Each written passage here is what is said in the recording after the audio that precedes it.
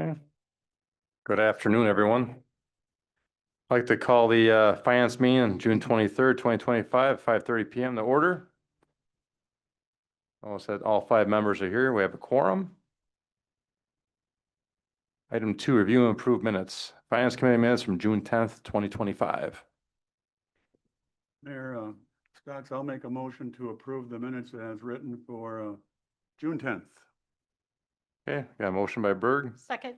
second by Lampy. Excuse me, second by Davis. Okay. All those in favor say aye. Aye. Opposed? Thank you. I'm just noticing something's wrong with the screen. Yes, are you? Is it me? Oh, no, I guess I was. I'm not sure why I wasn't going. That is me. Good. I think I'm not sure why it's not showing up. Mine isn't showing up. Are you gonna move it up and down? You're gonna move it up and down for the meeting or just to the? Done it twice already today, think of 3 meetings. Oh, you're. Do you want to put the agenda up or something then? I guess we could do it that way. Oh, you do have it up. Okay. Sorry, looking at 3 different agendas today. Okay, next under business, Mayor? Mrs. Lampy. No, not Mayor. She was over there. I'm sorry, Miss Davis. I'd like to make a motion that we move agenda letter E, review and discuss an initial draft of fiscal year 26 capital improvement plan to the end of our agenda tonight so that we can move through some of the other items more quickly. Okay. Thank you, Mrs. Lampy. Mr. Lampy will Thank check you. with that. Thank you, Miss Davis. Mr. Lampy, thank you for a second. Okay, any, all those in favor say aye. Aye. Aye, thank you. Okay. E's moved over then. Okay, under business A, update, action needed solid waste utility capital budget.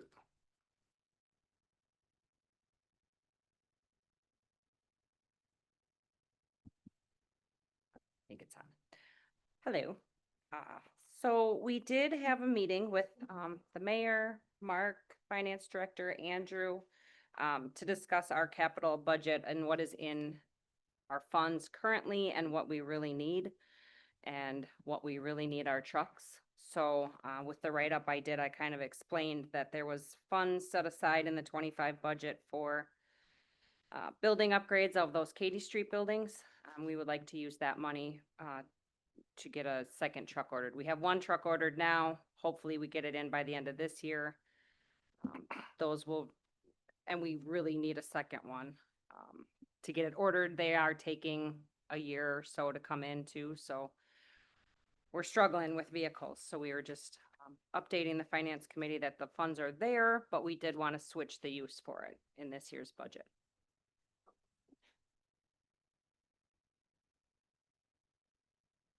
No action needed. Does anybody have any questions, Mr. Lampy? I guess I was unfamiliar with what we were doing to the Katy Street buildings. Are these? We don't know. gen- They need a lot of work. And at one point, there was an offer on the table about possibly selling them, and we were thinking about relocating, and that fell apart. And so now we're back to the drawing board on what repairs really are needed. So I really don't know what to do with the money that's budgeted there yet at this time anyway, because we have to have somebody come in and tell us exactly what should be done, like right now, with the funds we have. Yeah, I just realized this is Fund 17. Yeah. Okay, Solid thank you. waste utility. Okay, no question, we move on. Okay, thank you. And then you're up Yeah. for next, update, no action needed for the electronic waste recycling program. Yep, so I just wanted to give you some good budget news that we have found a vendor who much better for recycling e-waste. Currently, we are paying, I did include an invoice in your packet of some of the charges that we're getting currently for shipping e-waste out. The new company is going to pay us. It literally is pennies on the pound, but at least it's money coming in. So I just wanted to update that. We will have to update our fee schedule for charges because some things, some electronics, we won't have to charge for anymore. The big one being like a TV, which currently we're paying $35 for. So that had come off. desktop, laptops, monitors that we currently charge for, we wouldn't have to anymore. We're getting paid for those. Things with Freon, we still would have to charge for, and furniture, the big bulk items. So other than that, it was just an update to you guys that, we have a new contract. I believe it's being signed by everybody, so we should be starting with them shortly. When, When would these new fees take effect?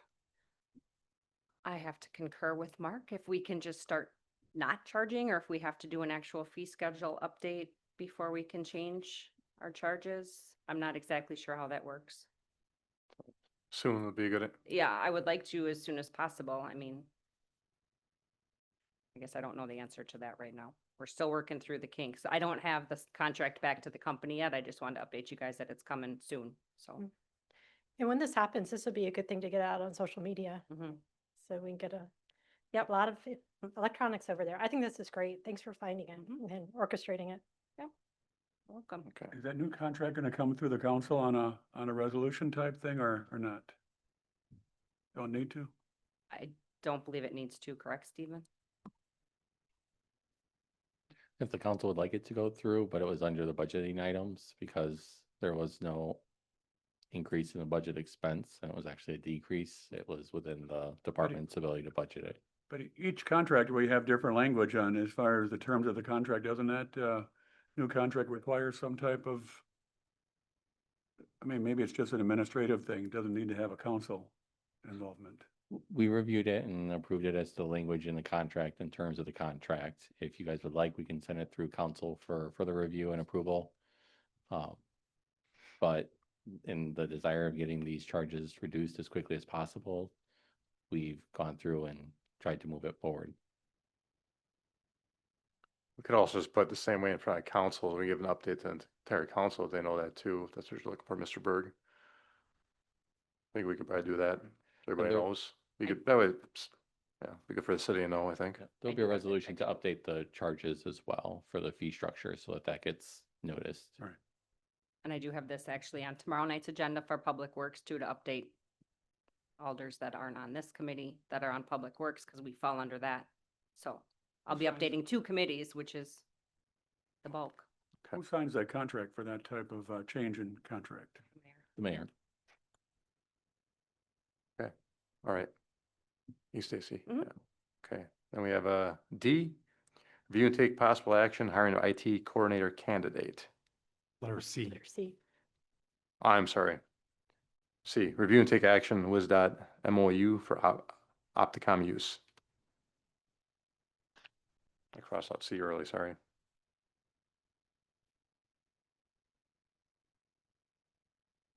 I guess I'll start with, do you guys have any questions? This is a project that we have in place through the Opticom project that we started, and because we do have one state-owned intersection, they, the state DOT requested to have an MOU in place. Yes. I'd just like to make a motion, if I may. I make a motion to approve this MOU between WisDOT and the city of Watertown regarding Opticom. Okay. Motion by Davis. Second by Lampy. And I got that right this time. Lovely. Okay, any further discussion, questions for Tanya while she's there? Okay, all those in favor say aye. Aye. Opposed? Okay, thank you. All right, next D, review and take possible action hiring of IT coordinator candidate.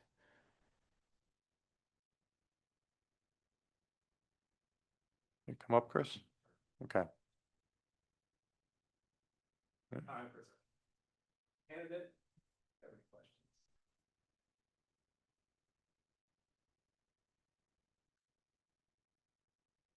I mean, he's our person we're So examining hiring. we had put in what our former IT coordinator had put notice in, was done the end of June.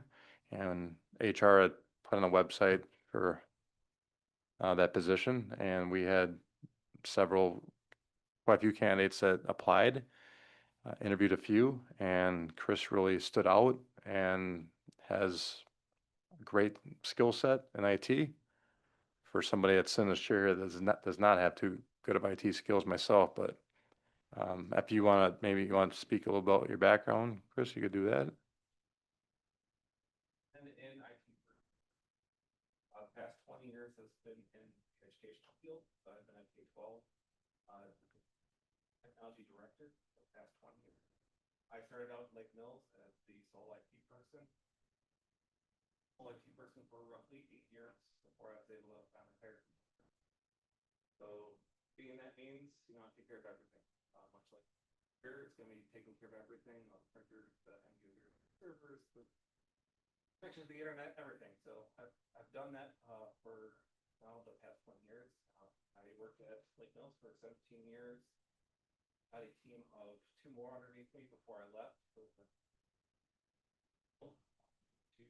Forest, where I had a team of 6 underneath me. We're actually by 1.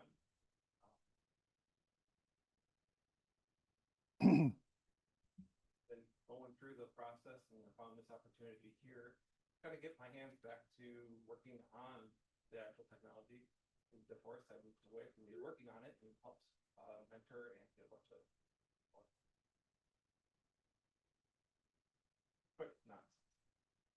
Right, but just to clarify again, in our finance committee, we can actually make these approvals without having to go to the council as a whole, right? Yeah, if it's depending on the grade and step, it can be done just in-house by myself, sign on when the position's higher than it's approved by finance, yes. Yeah, And it stops there, Mr. Berg, yeah. right, right. So you're in DeForest right now living? Oh, Lake Mills, you do, okay, yeah. Well, you're gonna be a one-man operation in the short term, right? Well, I think we have plans of going beyond that, but I think we need to start with a good man here, and sounds like you want to be that man. Ms. Davis. I have a question for Lisa, but thank you so much for coming and introducing yourself. I don't know, maybe I should pause my question for Lisa in case anyone has a question for you directly. Okay, Did somebody else have their hand up or no? No, okay. so just a technical question. In February, we went through this process with another technology coordinator, and that was for step, I believe it was M7, and this is M8. What was the rationale or the way that you determined that, or what that number was determined? We communicated with Mayor Stocks on what the candidate had made and what we had in the budget. Mayor Stocks and Mark review what we have available and placed them at the step accordingly. Okay, and did it have anything to do with years of experience, educational background, or anything like that in your determination? How did you go about determining the step? Quite a lot of experience, and also having experience working individually and then in areas that grew. So having a team of 6 or 7 potentially was going to happen now in that school district, but add one being by themselves and a person and another, but the education that the candidate has plus experience is what sought to go to that particular grade and step. You know, look at this. Mr. Berg, go ahead. Let me clarify. I know our alderperson, Jonathan Lampe, you wanted us to have some type of a committee or a task force or a group that I thought was going to look at this topic of IT.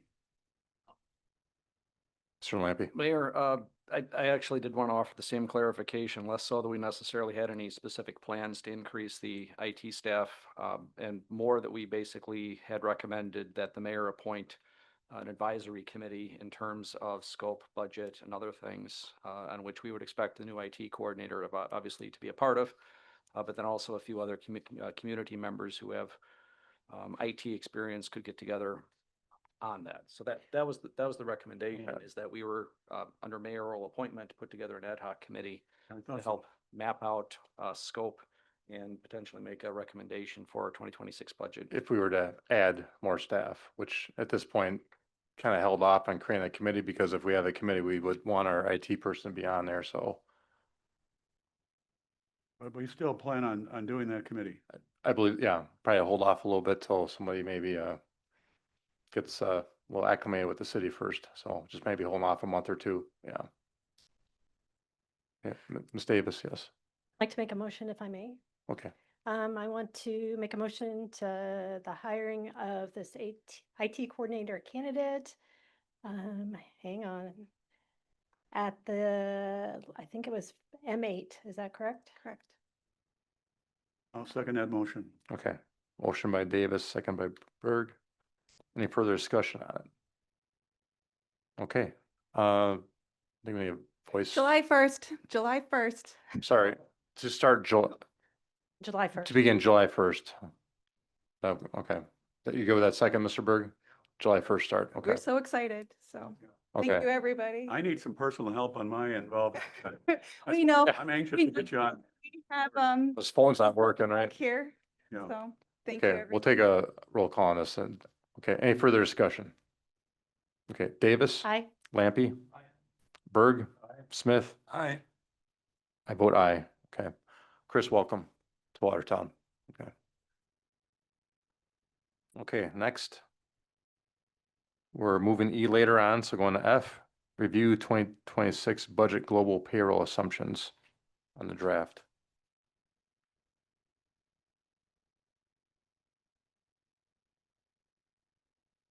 Page 27 in your packet. Two of the committee members are familiar with this. I have interacted with the mayor as well to try to educate what this page is. It's something that I started a couple of years back. This is a page of a whole bunch of what ifs.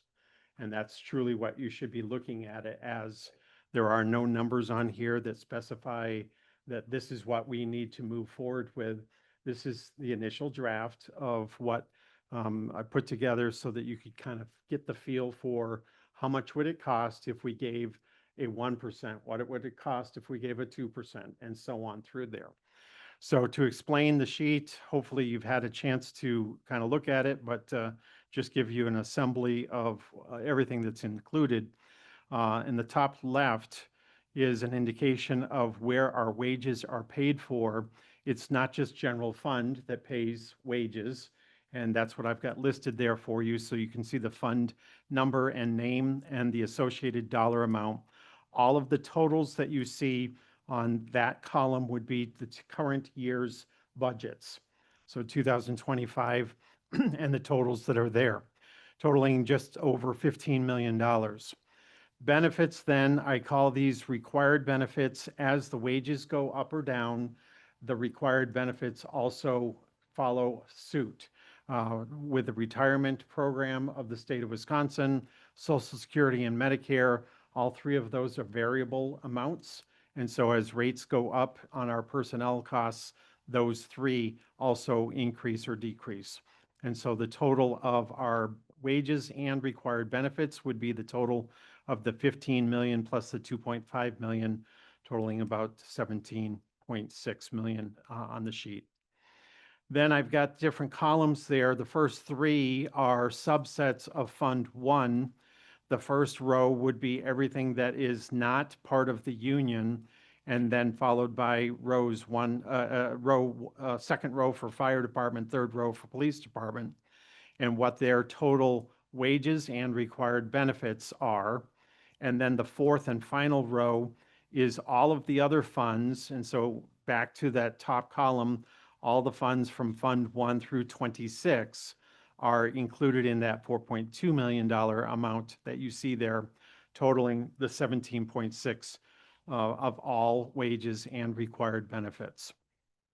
So then the numbers, as you travel across the sheet, equal to the first column, the 5.330 million, for instance. And what if you were to give a 1% raise? That would total the 53,000 number. What if it was 1.5 and 2 and 2.5 and so on through the columns?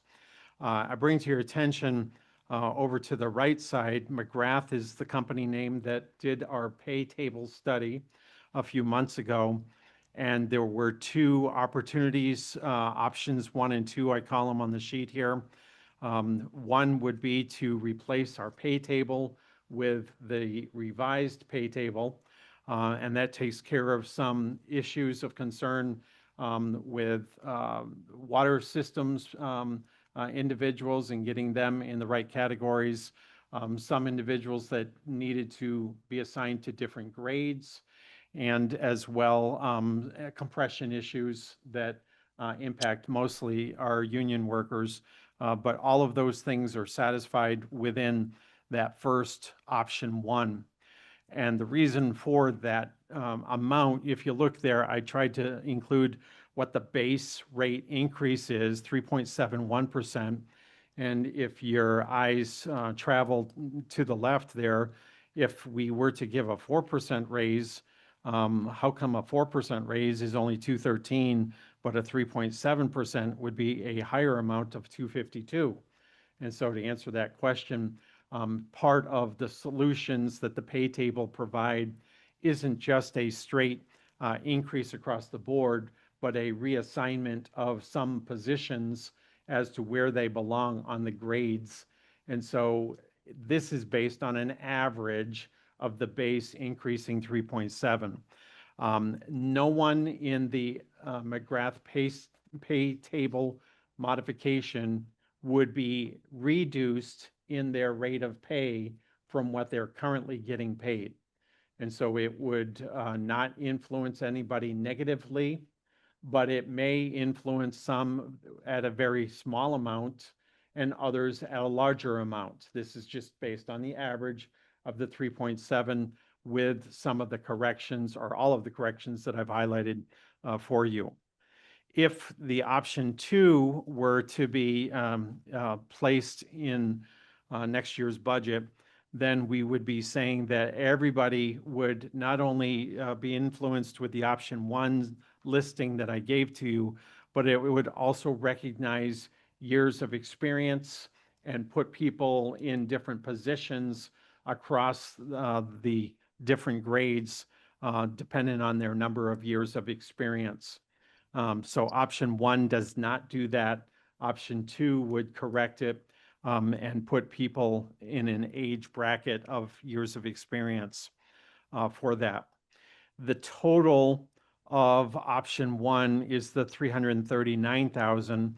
You can see it influences Fund 1 by the 252,000 amount, but influences the other funds as well by approximately 87,000. And the same holds true with the McGrath option 2 column. It's approximately a $749,000 impact in Fund 1, but then an additional $245,000 for the other funds, totaling just shy of $1 million if that were to be implemented. I'll stop there and see if there's any questions of understanding. I will explain the rest of the sheet. Jonathan? Mayor, I have a question, I think, in terms of 2 of the figures, both starting with 6 figures long. Under the 9% column, there's the loan figure that we have for health. And then below that, under the health increase, we have a different figure underneath the Fund 1 totals. Yep, you didn't let me finish the sheet.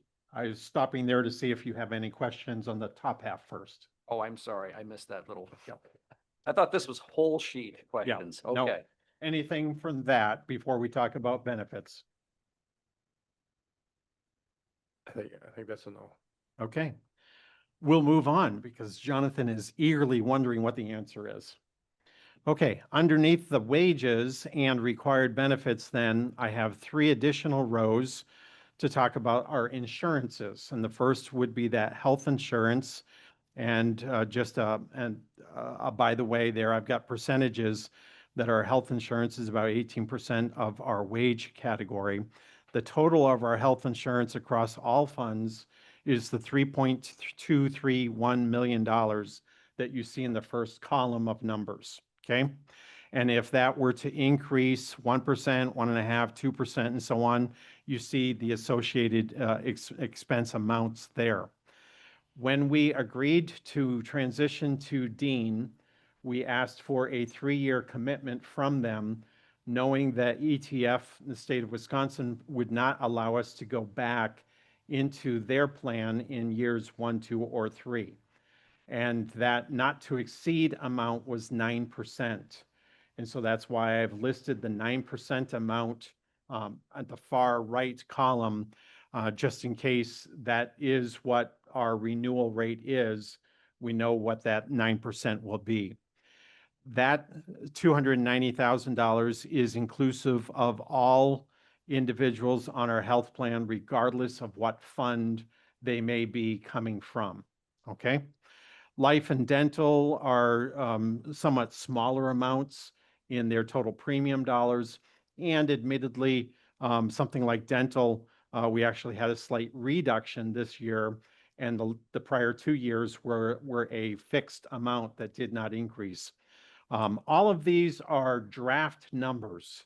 I don't have anything that I can say are hard and fast commitments at this point. These are just to get us going to know what we've got to work with on our total budget. On the bottom left, and why I say that, the bottom left kind of represents what our total general fund is, that $21 million number at the top of the sheet. And then if you look at the wages and health insurance and other insurances, and if you were to total those percentages, that's 75% of our general operations budget. So the non-personnel costs portion of our general fund equals 25%.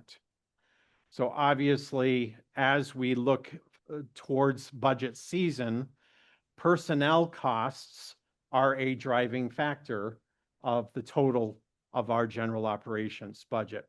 So that's what that bottom left column represents.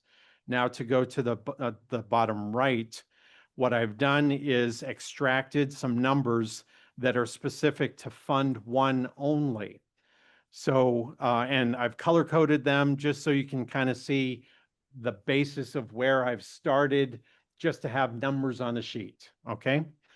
If we were to choose the McGrath option 1, then you can see the salmon colored 252,000 from the row above is coming down to the bottom right column. And then fire department, police department, the fire department union is, that contract has already been agreed to for a 1-year continuation on the wages. The police department union has not been completed. It's just beginning. I've made an assumption again on this to be a 4%, assuming that it might be similar to what the fire department contract is. And again, just a reminder, that's not an agreed upon number, but just to throw it on the sheet using that 4%. So you can follow the blue down to the blue and the green down to the green. And then the health insurance, 9%, to answer Jonathan's earlier question, the 2.3 million is the portion of the health insurance that is Fund 1 portion. And so that's why it's a subset of 208,000 instead of the $290,000 that's the amount above. Now that I've explained all of the numbers, are there any other additional questions that you might have? Again, Mark, you show health insurance with 3,231,000. So where's the difference between the 3.2 million and the 2.3 million? You got two different numbers there, but clarify why. The 3.2 million includes everybody that works for the city. The 2.3 million includes only the portion that is charged to general operations, Fund 1.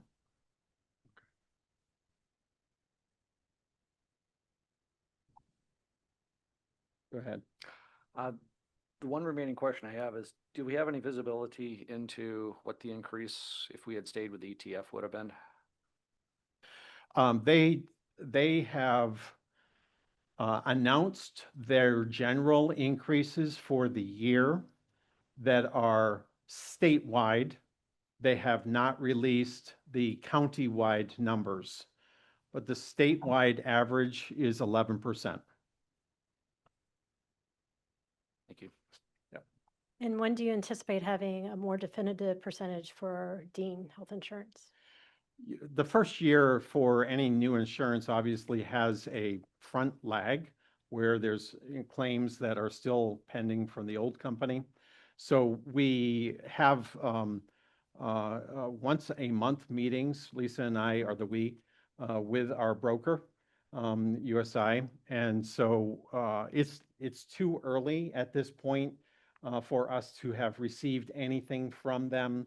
And so we're expecting our initial in July to August, somewhere there.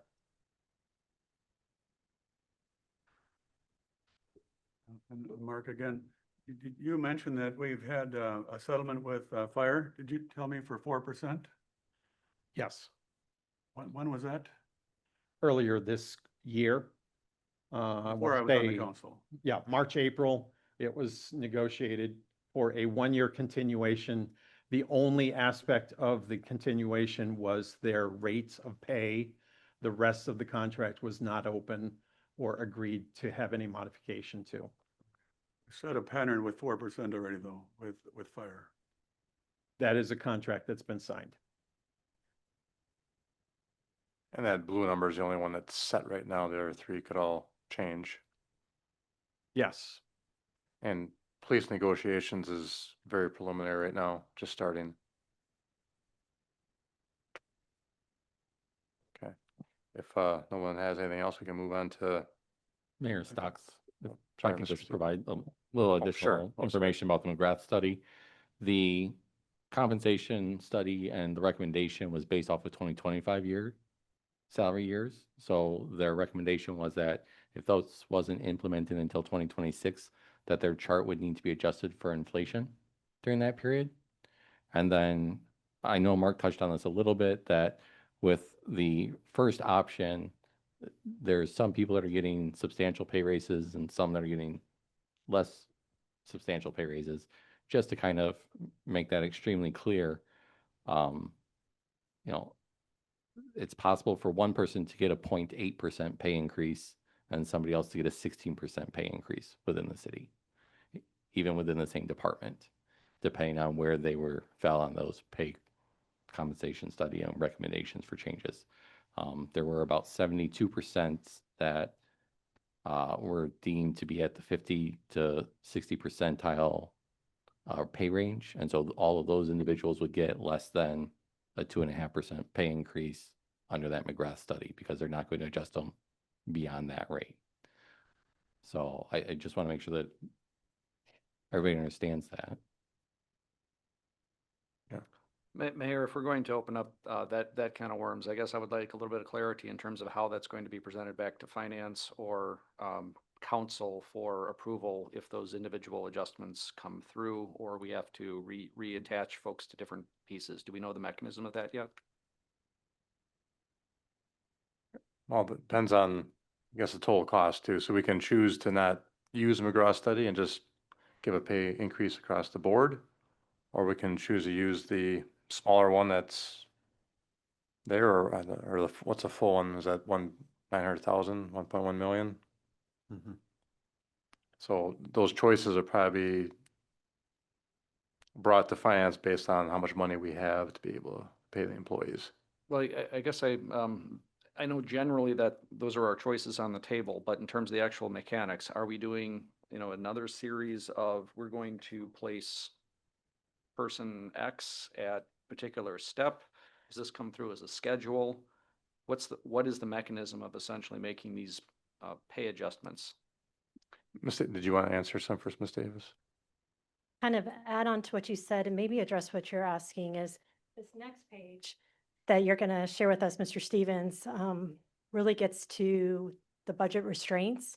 And I'm wondering if we should tackle that before we go through a decision-making process as to the mechanism to getting an increase for different steps for unique individuals.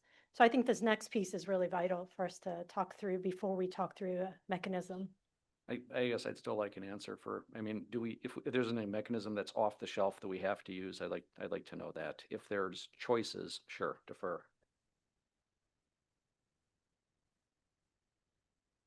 We have the choice to use this study or not to use it. If we don't use it, we can increase pay 2-3%. The study was done was just taking each position and making sure that they're within the 50 to 60% range in the area. So there might be a certain person working at Public Works or somebody that's working at street department, that particular position is deemed to be way under what the area is making, so that's where that person that particular spot might be jacked up as a 16% that I think Mr. Stevens used. And,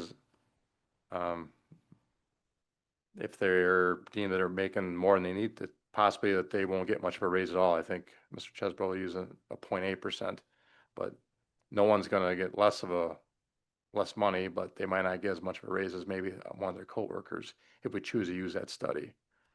I mean, he said someone get a 8% raise and somebody get a 0.8% raise if we use that study.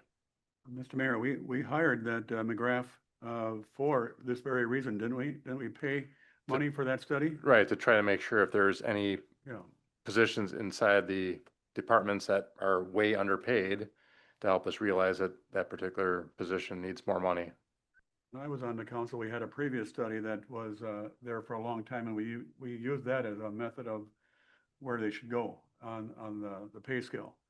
But we also have a merit component, don't we, for supervisory people? Doesn't that come into play to some degree, For their evaluations too, yeah. right? Yeah. Isn't that a component? The way the city typically factors in merit is whether or not an individual would receive a step increase throughout the year based upon if they're not meeting expectations or meeting expectations. And that's something that could be adjusted by council during the budgetary process and setting what the pay increases are to be based upon. That answer, Mr. Lampy, I'm sure, might make sure, yeah.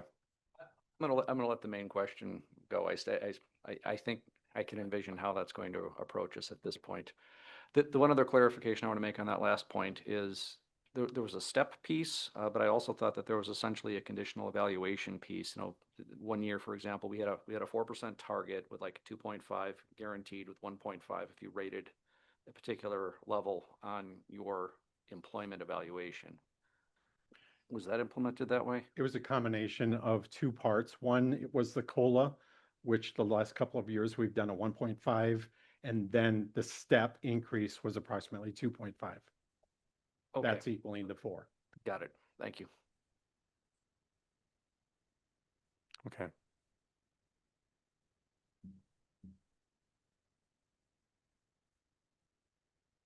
Anything else under F? Yes, it would be page 28 to provide The other then where does this fit into where are we going? Some of you may or may not understand the expenditure restraint incentive program that the state of Wisconsin provides to municipalities. The city of Watertown is a participant in that plan. And it effectively indicates that if we follow their rules, staying within the constraint from 1 year's increase to the next, then we would be able to participate in a shared bucket of money that this current year is approximately $439,000 of state money that comes to help to afford our bills.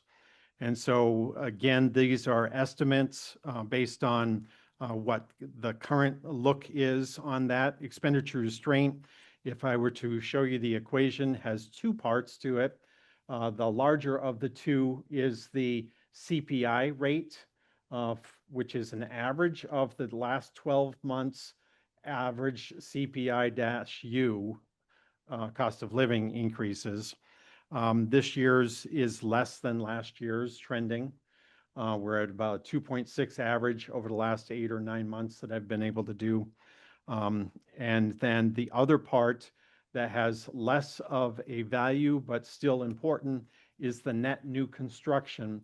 When the state provides to us what our total equalized value is, and we compare that to the prior year, we get a bump in that capability of spending. And so I'm using last year's increase, which was a 0.32% in the initial equation here. And you can see then the expenditure restraint currently is at 2.76% estimated. And again, I don't have the ability to give you finalized numbers. They don't get finalized until the end of August into September. But we can't wait in order to make the budget and some of the initial numbers. This $583,000 estimate is a tight number, and it's about 100,000 less than last year's number was. And so it's not going to be an easy budget to put together when you have that kind of a constraint. But I bring it to your attention there with the note, just reading what I've got there. Expenses in the new year cannot rise more than the ERP total. Even though the 722 looks favorable because I've added the shared revenue and expenditure restraint together, the expenses themselves cannot raise greater than the second row, the expenditure restraint program number. Okay. So then on the bottom of the sheet, the next 4 rows come from page 27's bottom right column to kind of give you the estimates. If we were to implement the new pay table, approximately 252,000, wage increases for the 2 unions at 4% each, health insurance at 9%. We got good news this last week. Our workers' comp experience mod is estimated to decrease from the current 1.23 to a 1.08, which is great news. We're getting rid of a bad year and replacing it with a very good year. And so that'll save us about $10,000 in premiums for the year. So I put it on the sheet. Last year, it went the opposite direction. Put that on the sheet there. But then the total of these, this column equals $775,000. But then comparing that to the 582,000 up above, we're not able to afford effectively what this column equals, and we're about $193,000 short on affording this column of numbers. And recall, this has nothing to do with the 25% of our budget that is not compensation related. So this kind of gives you, unfortunately, where we are standing at the front end of the budget season. This is something then that I need your guidance as to what direction you want us to pursue. When we go to our department heads, they are looking to have a number. What should our budget increase be next year? And last year was a 0% increase. And it worked successfully. We budgeted and were able to complete the process, but we were not at this look of a position at this time that we were a year ago at this point.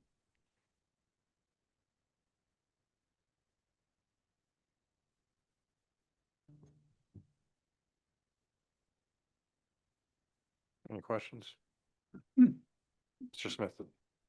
All of these numbers, the kind of macro picture that you're giving us and the restrictions that are very likely going to be part of our consideration, all of this is based on the 2025 budget. Is that right? For the personnel costs. And we haven't gotten there yet in our agenda, and I don't want to be jumping ahead, but obviously there are a number of positions that are being requested to be added.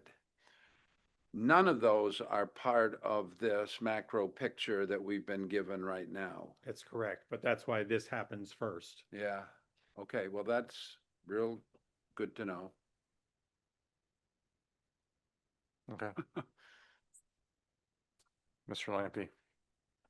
I appreciate all the extra work that's done on this as well, and you're probably thanking me for finishing out this sheet before I asked any questions too, so thank you.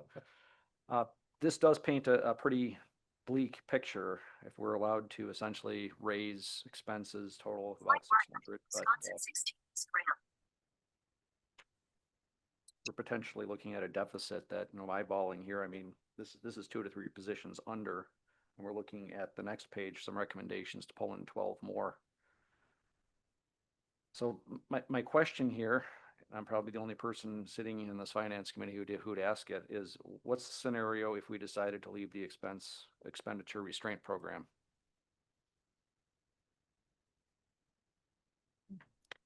The ability is available to us to, what I'll say, jump in and out of the expenditure restraint program.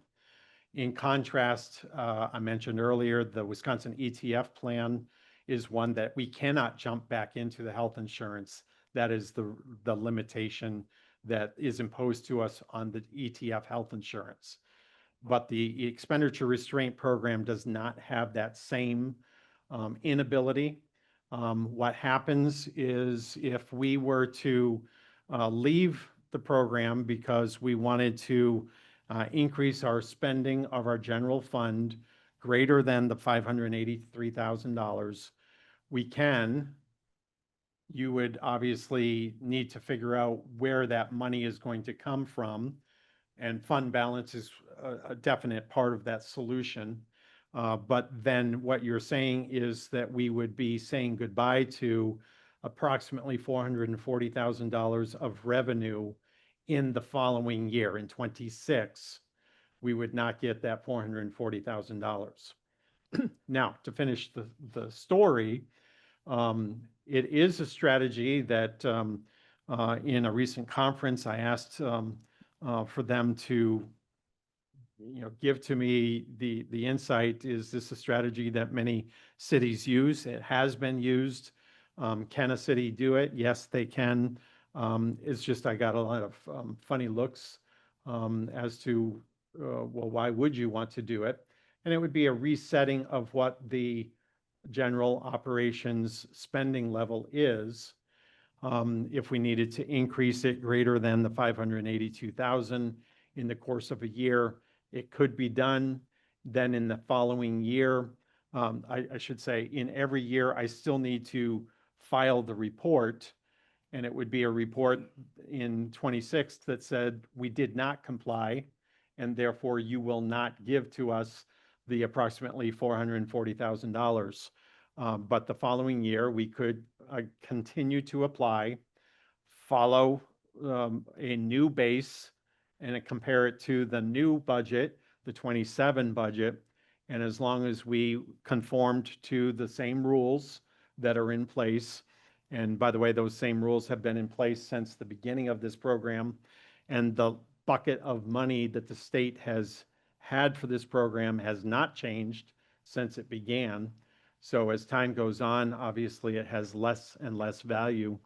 But you could go back into the expenditure restraint program in a future year, tapping that sum of money that would be approximately the same $430,000 to $440,000.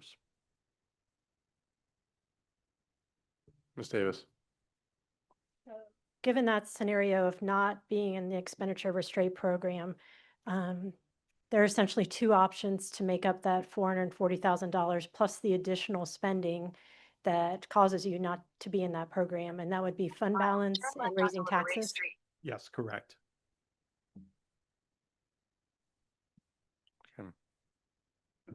Clarify again that $440,000 number. Where does, I mean, I look at the 582 and where's the 440 in relation to that? The 440 is one of our income accounts. Our income account.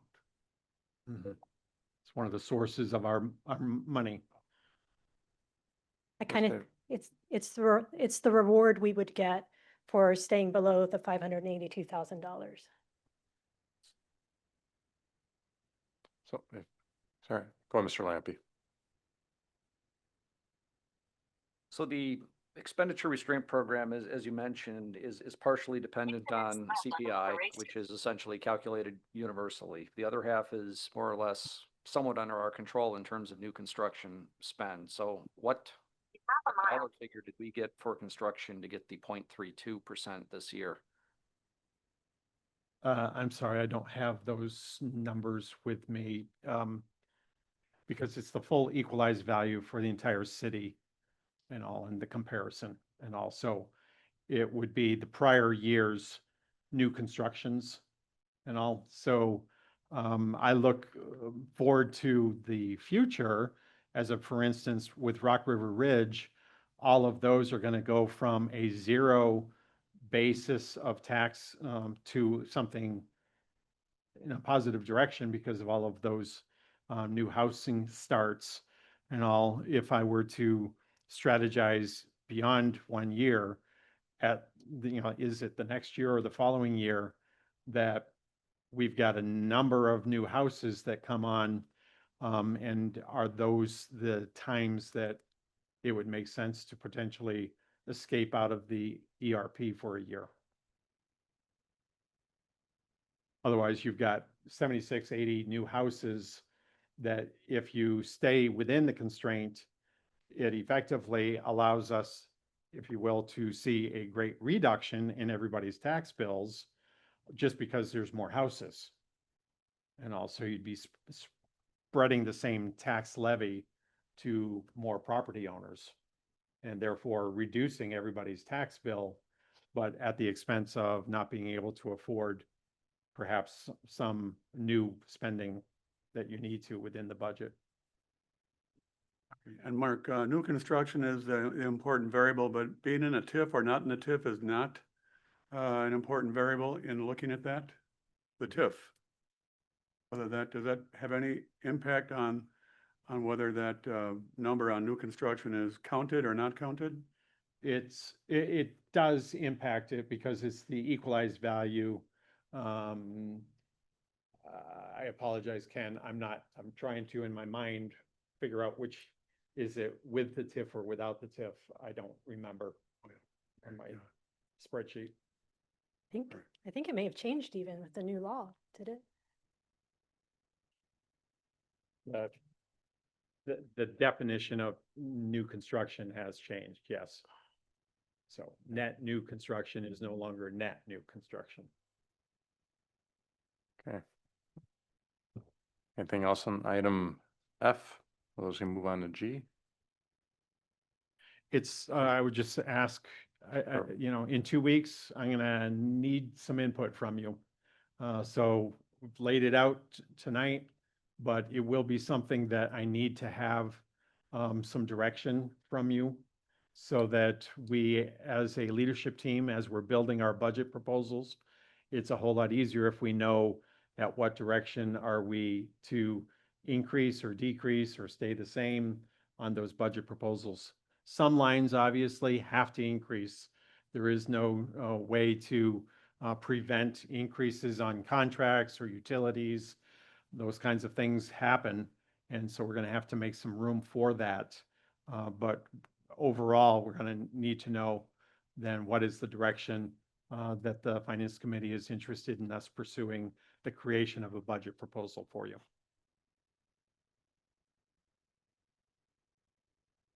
So I have a little homework to do for 2 weeks from now. At least think about it. Different options, what you want Finance Committee to do.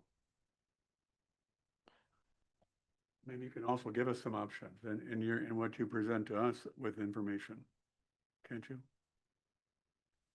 Increases 0, 1, 2, 3, whatever. And- Can't you? That's what you have in those 2 pages. It shows a cost of 1, 2, 3, 4%, whether using the new pay studies or not. So I guess what we can do is each of us come back with proposals next week based on percentages and what we think would be a good way to approach it. And with those numbers, that includes like the health insurance being at 9%. There's a chance it's going to be less than that. Yeah. Please negotiations, like whatever happens. So there's things that could change. Okay, Mr. Smith. I can see the pathway that we have set before ourselves based on all of this good information and the decisions that are going to have to be made. But what I'm not sure, and I don't want to get ahead of ourselves, but in G, what is our purpose tonight in looking at new hires when we have not set the parameters within which the budget is going to move forward? those were positions that Requested. were that are requested, for new. yeah. And I don't understand what I mean, review, I can understand that, maybe make presentations, although I still think that's jumping the gun. But take action. What is the action that is envisioned tonight for new hires when we're still struggling with the parameters of the broader budget? Go, Mr. Stevens. Page 29, I kind of lay the answer to your question out with two questions at the top of page 29. So what is it that we are doing with this list? Which positions would you like the outside HR consultant to review job descriptions and assign a pay table grade? And are there any positions that should not be included in the initial budget proposal? So then I've included a far right column to let you know that, oh, by the way, most of these positions we don't need to send to McGrath because they're actually positions that have already been assigned a grade, or it's a position that already exists, like a police officer. We don't need to ask the outside consultant for a position we already know how much to add to the budget.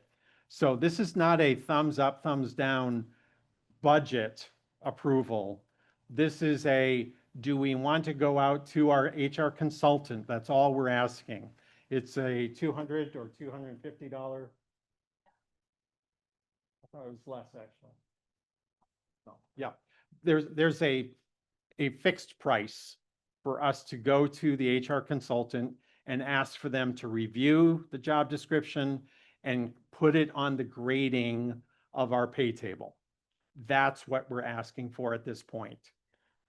So you would be able, with affirmative answers to that, to quantify the specific additional cost for each of these positions as we try to determine how we are going to fit current budget expectations with potential new hires. Exactly. Or for Yep. future years as well, so they're there on the pay table. Yes.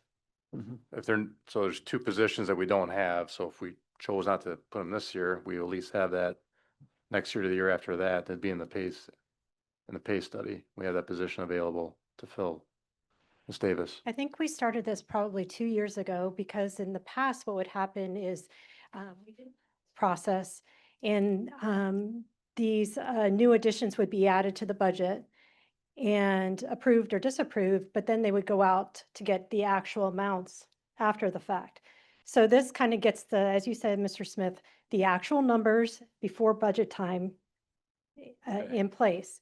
Another thing is, I asked this question last year, and those reviews do go stale. So even if we were to get them this year, they may not still be the right price or the amount next year or the following year. So there is a time factor on getting a review from our company that does that for us.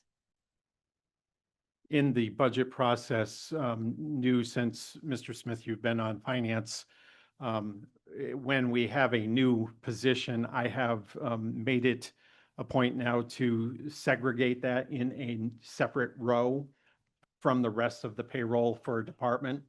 So for instance, if city attorney, assistant attorney were to be included in the budget, you'll see all of Stephen's department in the regular wage and then a separate row highlighted in green for any new positions. And I've done that consistently throughout the budget so that those are easily demonstrated as new, separate from the rest of the batch of money that makes up the rest of the departments.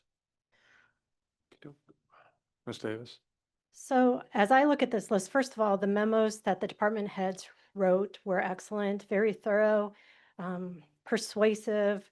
I can get behind adding all of these people if we had the funds available. And as we take a look at expenditure restraint, though, appears to be a particularly difficult year. So I would say, even though every single one of these new hires are needed and valuable, I am not in favor of sending any of them out to be graded at this time because the likelihood that we'll be able to add them to the budget seems very slim. I believe there's just two of them, I believe that Yeah. would be there. Okay. 2 of them, what? So there, 2 of the positions would be brand new to the city that would require the company to give us the pay study and where they would fit, what their pay grade would be. The rest, as Mr. Stevens said, like police officers, we have that. So in your packet, there's only 2 that, it was the IT help desk technician and the program supervisor that would require funding from the pay study to grade that. So if Ms. Davis is making a motion that way, Mr. Lampy? Oh, I'm sorry. Were you making a motion? No, I believe she just did. I will make a motion Or- to denies sending any of these, I should say it differently. I will make a motion to not send the IT help desk technician or the Park and Rec program supervisors out to have their grade assigned. Okay, I have a motion by Davis.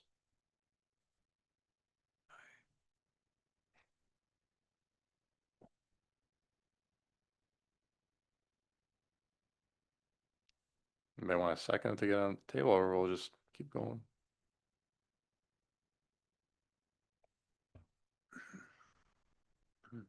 I'll second Okay. it, but I do have some questions Yeah, now that we can Second by get Smith this on and, the floor. okay. All right, discussion then, What- Mr. Smith. What is the cost associated with the review that we would, under this motion, not be doing for these 2 positions?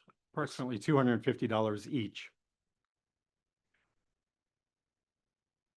Well, your next question is, are there any positions that should not be included in the initial budget proposal? The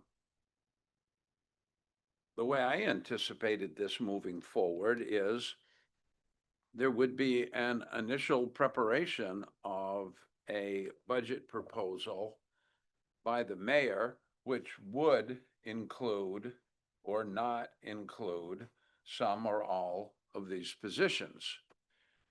You indicated how in the past you have identified the unique status of an inclusion in the budget for a potential new hire. And presumably, either we're going to, well, we'll make a decision on this motion on these 2 individuals, but then it seems to me we still have your second question to address to give you some indication of how to move forward in including this in the budget. Yeah, Those- and I have 2 thoughts. First of all, I want to remind you and advertise, we have department heads here that are here intentionally to be able to answer any questions that you might have on the positions that they are requesting. So that's my one point. But then the second point is, admittedly, if there is something on this list that is not going to make it, because there's 11 or 12 on the list, and obviously not everybody's going to make it, then that would also be of help for department heads to know and understand that there's no reason for you, and I'm just going to throw out an example, no reason for Chief Brower for you to ask for a police officer, because we just don't see how, based on your memo and your prioritization within his department, if you read his memo, police officers were not on the top of his list. So for him to be informed, if we give anybody to police, it would be your first option, and therefore negate the other 3. And that then removes the workload from him to fine tune his budget requests.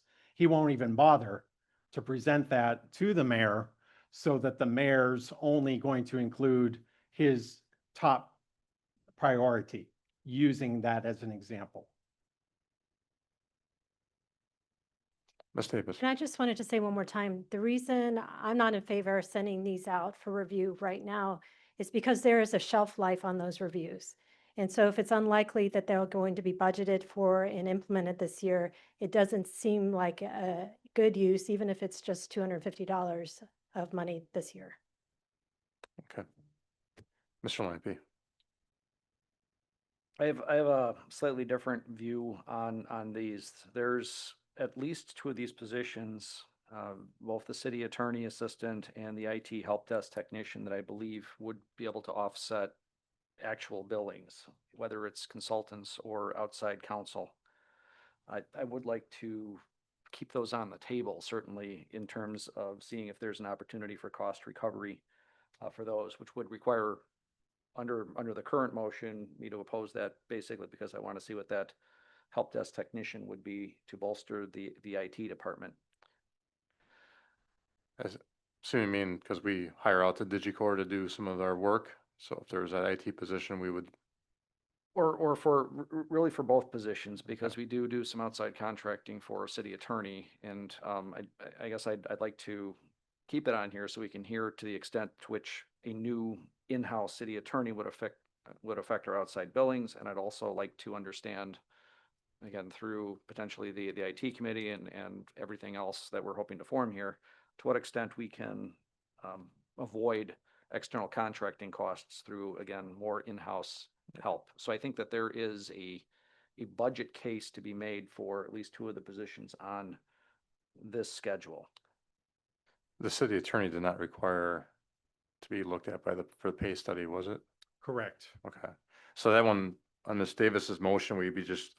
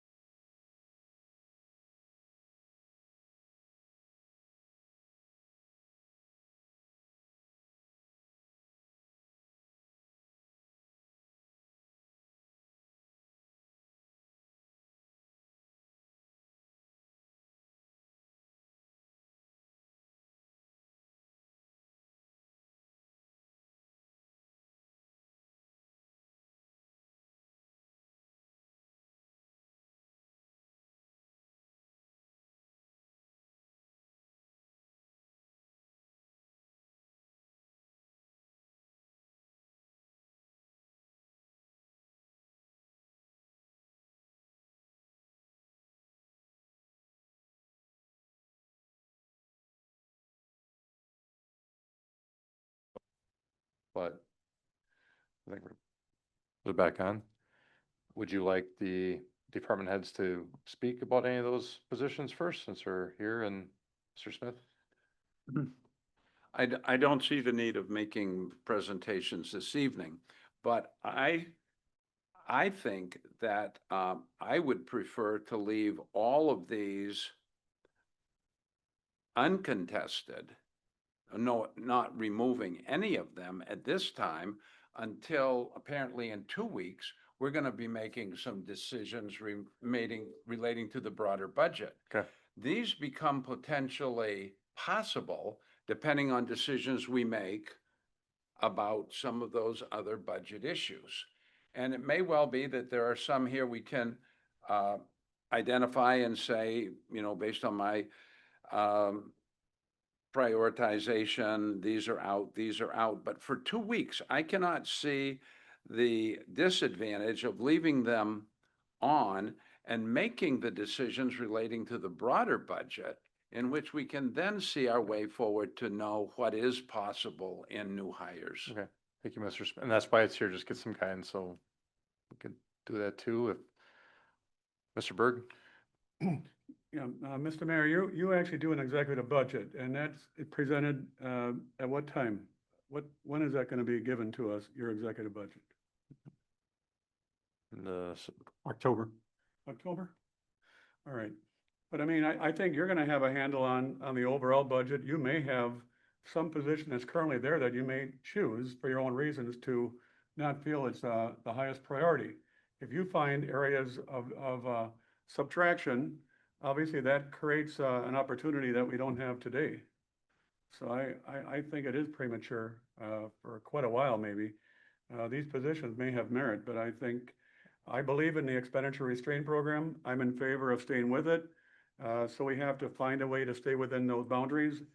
And the only way, I mean, government typically adds and doesn't subtract, but if there's anything in your approach to looking at the overall budget that allows for some changes in personnel that may allow dollars that we don't have now, then I think that would be great. okay. Well, if it's consensus to just leave it as is and see what we do in a couple of weeks, I don't think we need any action then, do we? Just leave it as is, Mr. Lampy? I'll just add the non-consensus view. A few of these do stand out as things that I'm more attracted to. Obviously, IT that I've spoken to previously. We have the fire deputy chief of EMS, which we've looked at and rejected as a finance council, I think 2 or 3 years in a row. And then we also have the city attorney, which again, I think based on some of our past billings and whatnot, potentially has need. After that, I really look at sort of the second group of positions that I'm interested in. There's and I'll take the police's, I hope this is in order, but the number one, the admin assistant, if that's the number one, combined with the park general laborer or the arborist, that would sort of be my second grouping of folks. So I'll just put that out there.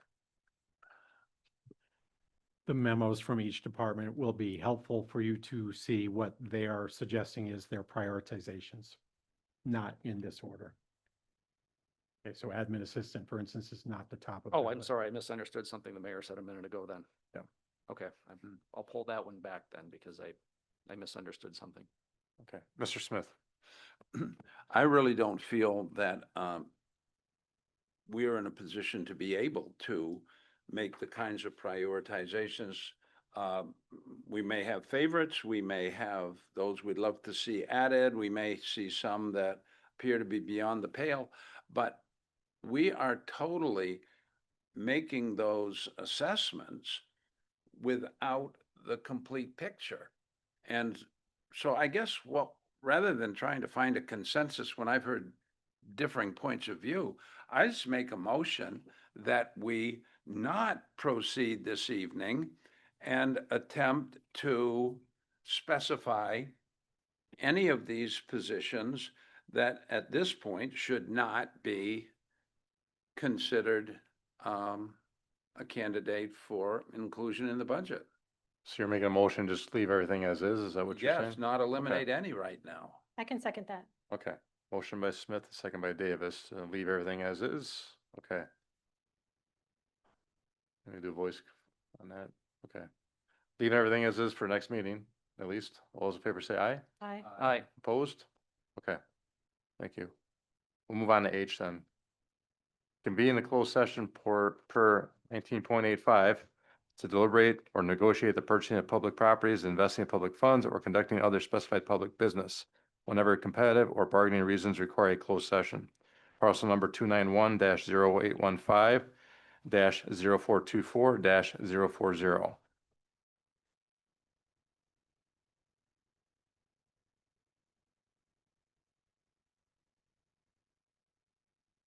I would love to make that motion. Motion, second by Davis. Okay. Lampy, Aye.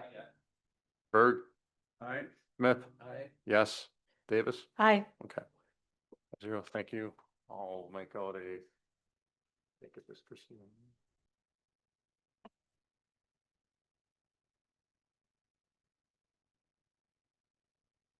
Yeah, we make out a breakout room again. Christine, I can, I'll call or text you when it's time, okay? You do that? Okay, thank you.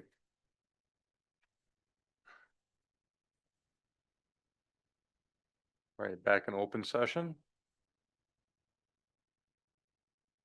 Okay. Mr. Smith? Okay. I would make a motion that we authorize the acquisition of this property for $40,000. Second. Any further discussion then? Okay, now we'll have to take a voice again. Okay. Smith? Yes for me. Davis? Yes. Lampy? And Berg? Okay, pass 5-0. Okay.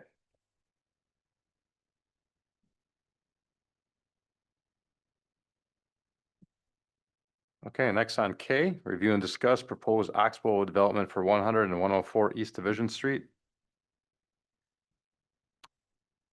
Thank you.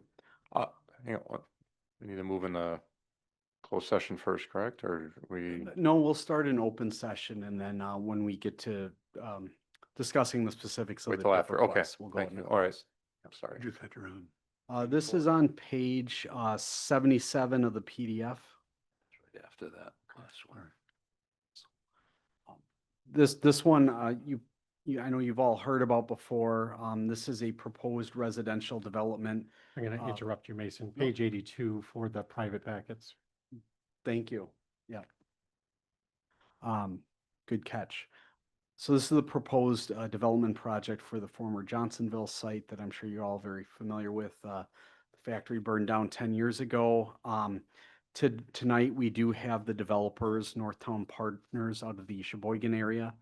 They are here to talk about and give an overview of the project. They can answer any questions you might have on that. And as I mentioned in the memo, we have been working with Vanderwall for a number of weeks.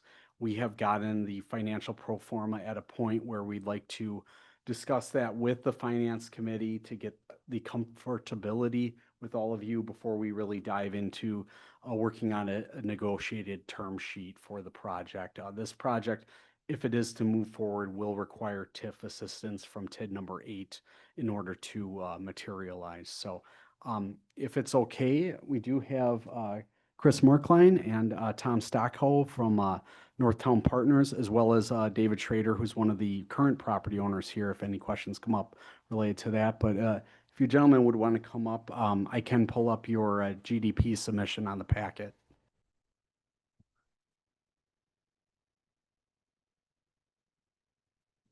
So I'm Tom Stocko. I'm one of the partners with Northtown Partners and Chris Merkline. so did you? I'll Sure. follow your lead. Sure, I'll give just a quick overview. So, how long ago has it been, Mason, since you and I first were introduced? It's Been just over a year. has it really been a year? Oh my goodness, I would Yes. have guessed 9 months. So about a year ago, I reached out to Mason looking for different opportunities in the community, and he was the consummate professional. He shared 3 or 4 different options, and we zeroed in on this location. He was kind enough to introduce us to David Schrader, the one of the current property owners. And one thing led to another, and we decided that this was going to be a wonderful location for a multifamily development.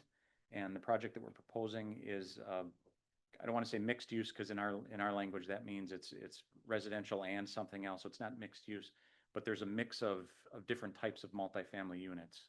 The bulk of it is an apartment building. There's 65 units in there, where there's kind of an interesting design feature where on the end caps, it kind of steps down, which was a request of the city at one point, that we kind of control the massing as we're putting a large structure in a currently mostly residential neighborhood, that we make it seem less huge. And so the architects step down the ends. And so the end units are townhomes, where you would have neighbors to the left and right of you, but not necessarily above or below you. And then there's also a component of 3 detached townhomes that would be up against the street to the east. So the apartment units are a mix of 1, 2, and 3 bedrooms. We work closely with Abacus Architects up in Sheboygan, who's has several successful projects around this municipality. And so far, it's been a wonderful experience. And but with the cost of money and the cost of construction and the rents that this community would support, it requires TIF to make the project a possibility. I'll just give a quick background of who we are and why we like doing these types of developments. We started off being part of the Van Horn Automotive Group. So we actually, there's a store in Oconomowoc that we own. I was the CFO at Van Horn Automotive Group. And during that time, we did projects. Chuck Van Horn, who's our business partner with us, he loved to, if you ever met Chuck, he has a gravelly voice and he goes, I like dirt. And he likes building stuff, and he loves Sheboygan. And so Sheboygan's a very, it's a similar community to Watertown. And so, he bought a lot of single family homes, a lot of multifamily, and a lot of vacant land. So, when I started working for him in 2015, he said, try to make these projects work. Right, he was actually losing money in the real estate business, making a lot of money in the auto business, but losing money. So during that time, actually, our general counsel and myself hired Chris and said, we're going to set up a separate development. And within the automotive group, we had a separate division that was Van Horn Development. In 2022, Chuck exited the auto business. We set up an ESOP, sold the auto group to the employees, and separated out the development group, rebranded our name to Northtown Partners. Why Northtown? Well, in the town of Sheboygan, they came to us. We did a 33-unit townhome project in the city of Sheboygan on a very similar site. It was the old Kingsbury Brewery site. They just demolished it, shoved everything into the ground. It was right next to the river. And the city, all the big developers ran away from the project, couldn't get to the size and scope that the larger developers wanted. And we decided to come up with the 33 townhomes. It was a fantastic success. It was one of the first set of townhome rentals in Sheboygan. The place has been occupied from day one. And we just love townhomes.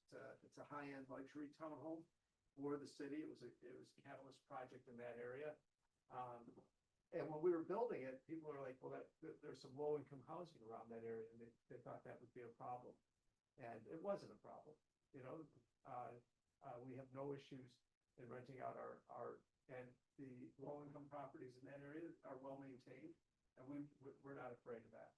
So the town of Sheboygan came to us and asked us to develop 99 acres.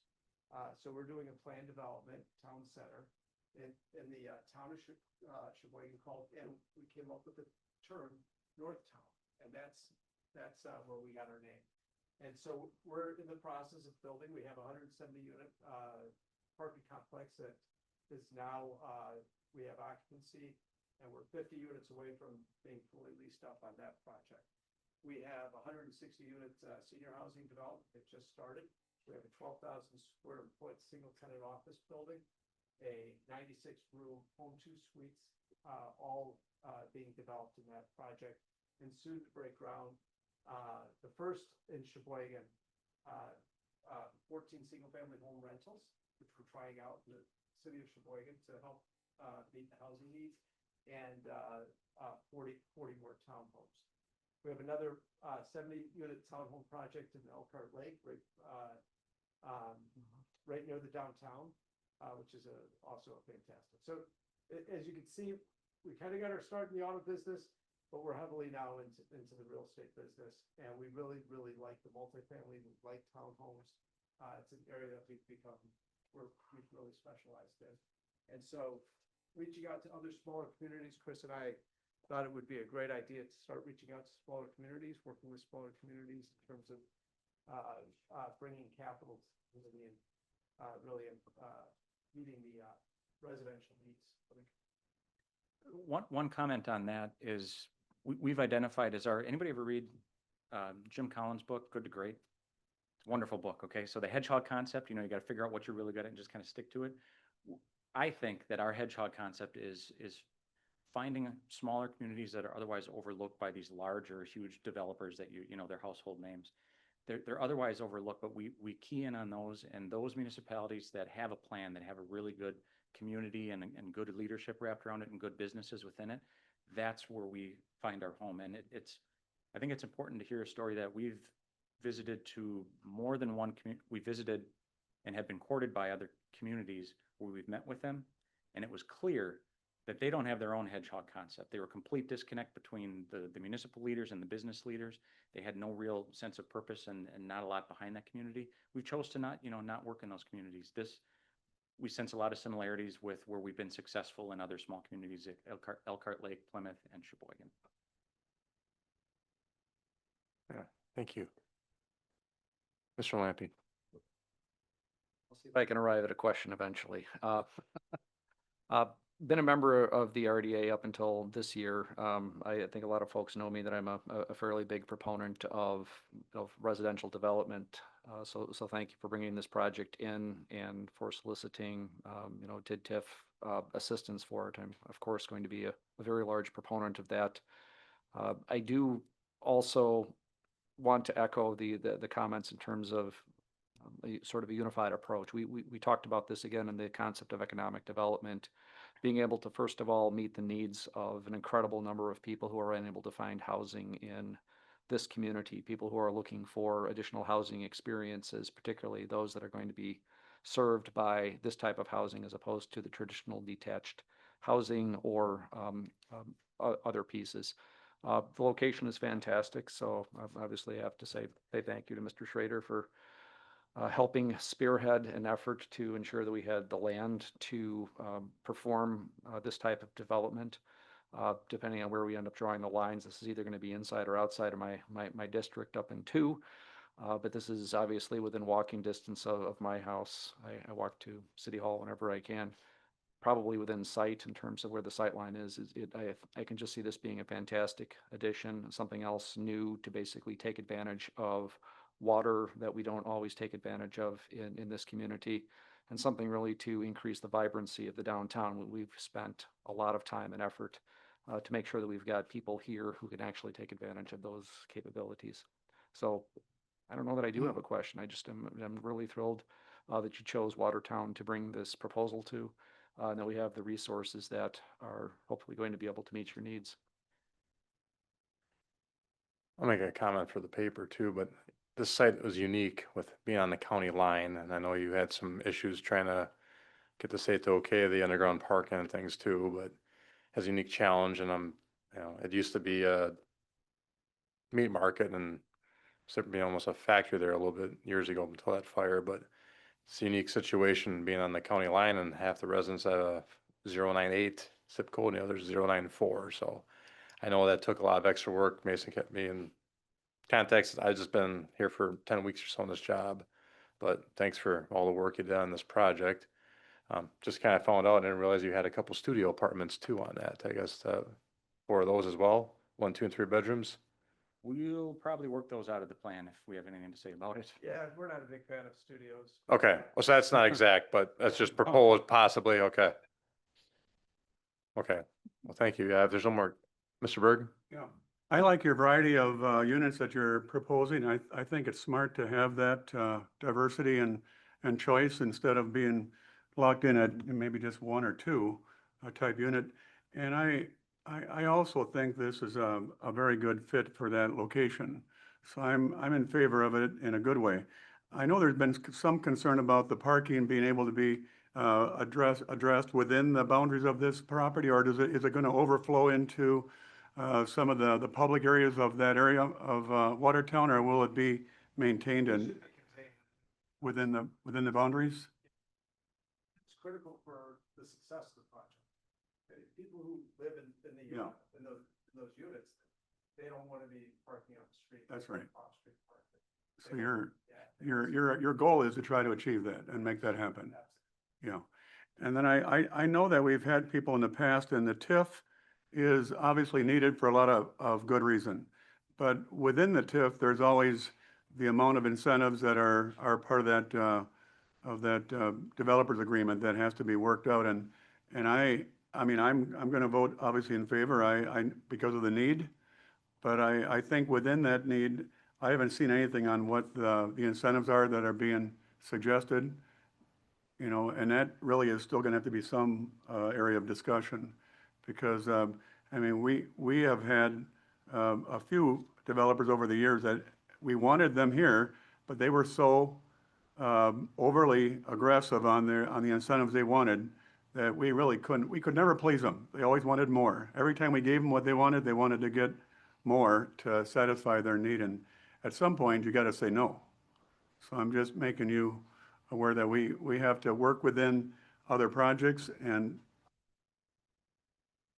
He didn't put it back on us, and, we were asking for more, and Mason pushed back, and we figured out a way to ask for less. And I think we're gonna be going into. Yeah, and we can talk about more specifics on that, on that in closed I just session. want to make sure, I appreciate the way you've responded, and that tells me that you're motivated to make it work. Okay, Mr. Lampy. I just wanted to clarify, we're not going into closed session, and making whole cloth. I think if, there's a proposal, I think, on pages 128 through 130 of our packet that we'll be discussing.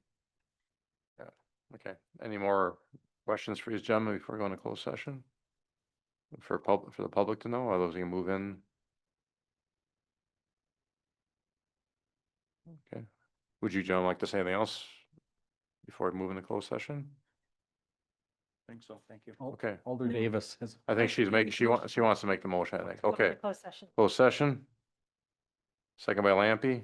Okay. Davis? Lampy? Hi. Berg? Aye. Smith? I, Yes, okay. Moving to closed session. Okay, we're in open session. Moving to N, review and discuss proposed TIF schedule for the Axbow project.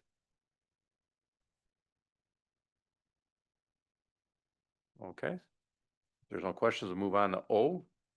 Review and take action, resolution to amend TID number 8, Fund 23 budget. Mr. Lampy? I would move to approve the resolution to amend TID number 8, Fund 23 budget as it appears in our packet. Okay. I'll second. Motion by Lampy, second by Davis. I'll just add that's going to be to move the section in Dodge County into that TID 8. Just to add a little piece to it. Okay. Any discussion, Mr. Lampy? I just want to say thank you to Mason and everyone else who has worked really hard to put this together. Just want to say I appreciate that.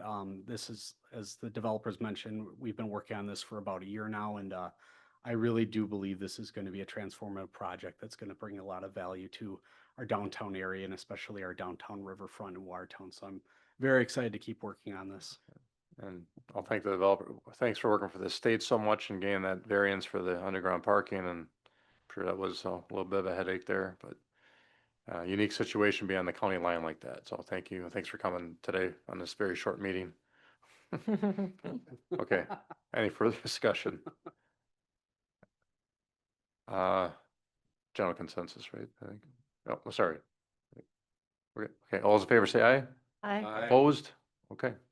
All right. Thank you very much for coming down.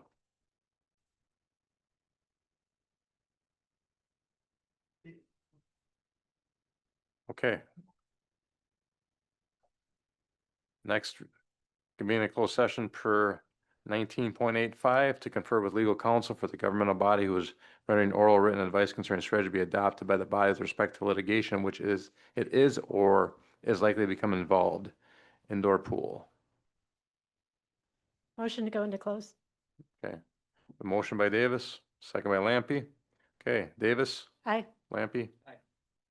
Berg, Smith. I. I vote yes. I got Christine's on for full session. Stephen, can you help me make a breakout room just in case someone were to pop in? Yeah, that would make sense. This one. I think you did it. Okay. Good. Okay, back in open session. Mr. Lampy, Mayor, for item R, I would move that we direct the city attorney to continue negotiations with the previous item as we discussed in closed session. Okay, motion by Lampe. Second by Bird. Okay, Don't need a roll call. yeah, okay, all those in favor say aye. Aye. Opposed? Okay, thank you. So- I guess we gotta go to E then, right? That's the last thing left. E, review and discuss initial draft of FY 26 capital improvement plan. This begins on page 19 through 25 or so. 26.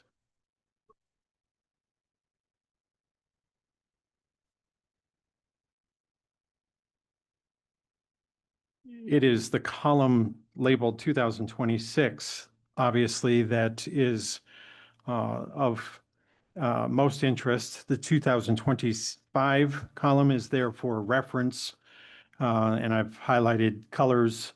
Reds were not funded, greens were funded. And then 2027, 8, 9, and beyond are not things that would be added to any budget proposals at this time or this budget cycle, outside of a couple of items that are salmon in color.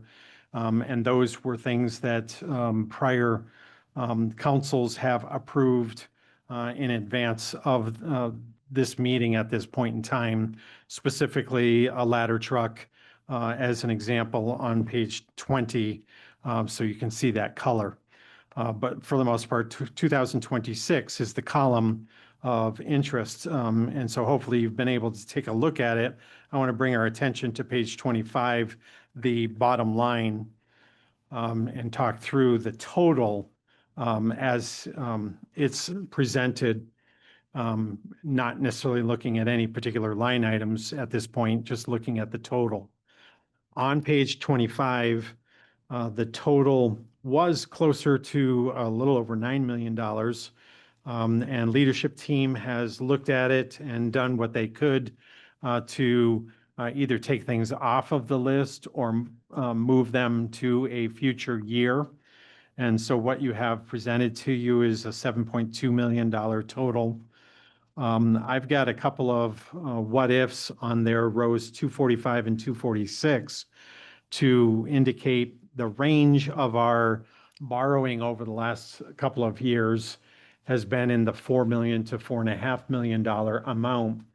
If you exclude what I will refer to as the legacy purchasing over the last few years, that legacy purchasing I would define as things that would last 40 to 50 years or more. And there would be two in the most recent days. The fire station, obviously, the most recent. The library would also be on that list. So outside of those legacy purchases, our purchasing has been somewhere in the $3.5 to $4.5 million this year. Just next week, we will be funding $4.25 million of borrowed monies that come to us next week.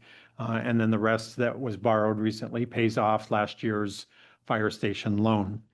So we're at a $7.2 million amount. There's a number of things that could be done with that $7.2 million. You could borrow that amount of money. That would be far more than we're typically borrowing. And if you recall, our tax levy is made up of two portions, the general operations and then the debt payoff. And so this would be the portion that doesn't add to the 2026 payment schedule. It adds to the next numbers of years. In our case, our practice has been 8 years of pay down on things that are borrowed in 1 year. It's then 8 years into the future that we pay that money off.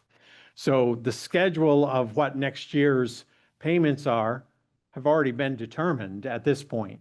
But what you're saying is, what do we want to afford the tax levy to increase over the next 8 years or so in that period of time? Now, the obvious is that one of the aspects of this that Mr. Lampy asked about a couple of weeks ago was, or Mr. Berg perhaps, was municipal building. And where does that fit into the scheme of all of this? And it does have a direct impact on that $7 million number at the bottom. I'll bring our reference to page 19. And the first few rows talk about the municipal building. We met with the Space Needs Analysis Architect firm, FEH, approximately a week and a half ago. Unfortunately, because of vacation schedules of their staff, we did not get any further than that first meeting.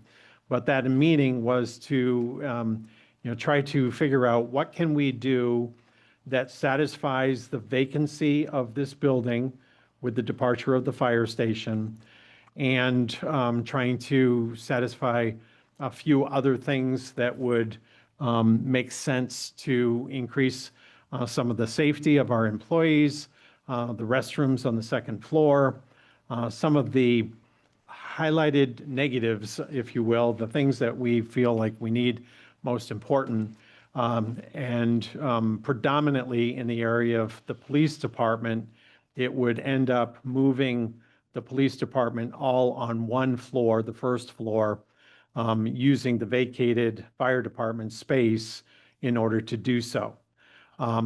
Those numbers are not hard and fast. What I mean by that is it's a Mark's guess that it's a $6 million process between the 2 years. The architect's response to us was, yes, we think that that's a reasonable guesstimate at this point in time, but they would need some additional work on their part in order to recraft the takeaways from the meetings that we had with them a week and a half ago, to calculate their estimated cost of what does it take in order to do approximate amount of work. And then, what they would relay to us would be more concrete, so that you would have a better understanding than what Mark is just blabbering at this point in time. Okay. So those numbers are placeholders more than anything with that $3 million. And I just split it in half to hit the 2 years.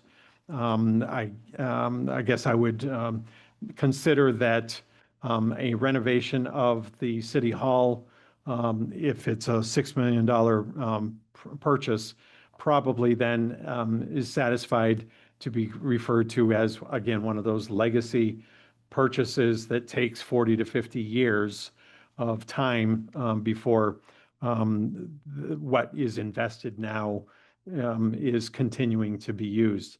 The last time City Hall was renovated was 21 years ago. And also it's been that period of time that we've lived in it in the way that it is currently for it. So with that, just give to you that this is, again, an initial draft. It's all of the questions or all of the inputs, proposals of our department heads. The mayor has taken a look at it. We realize that it probably still needs some trimming, that we're not going to afford a $7 million purchase in the future year here. But give it to you as it is, so that you have the ability to, again, start assembling your own thoughts on what may or may not need to be removed as we move forward into the budget season. Ms. Davis? When we talked about the space renovation previously, I think I asked, when we went to the architect, did we give him any kind of budget? And I think you said at that time, no, we just said, what would you do? So now essentially you said $6 million is kind of our target, and they're going back to the drawing board to try to fit it into roughly that if they can. Yes, exactly. 13, what was the original? 13.6, I think. Hmm. 13.6 was the original amount, yeah. And so far, our legacy borrowing is the fire station and then the fire truck. The, Library. the fire truck has not, yeah, the Fire truck isn't a fire truck hasn't happened yet. happened yet, but it will be an additional borrowing It situation. would be, but it would not be considered, when I refer to a legacy borrowing, it also spreads time out. And so like the fire department, it's a 19-year pay down. Whereas the other one. We wouldn't be doing that with the ladder truck. We would attempt to stick within the 8-year payback on that. Appreciate that. Mr. Berg. Yeah, well, I haven't looked at this thoroughly enough to even be too much of an opinion, but I want to make one point overall, and that is that the fire station moving out and going to the new location, I mean, I wasn't a proponent of it. It's there. I'm in favor of it now. I want them to be successful where they are. But I also know at the time there was a healthy discussion on whether we at some point might need a satellite station to address response times consistently in a time frame that's promoting safety. And our chief has told us that we need 6 months of time to be able to have reassurance of this new location working.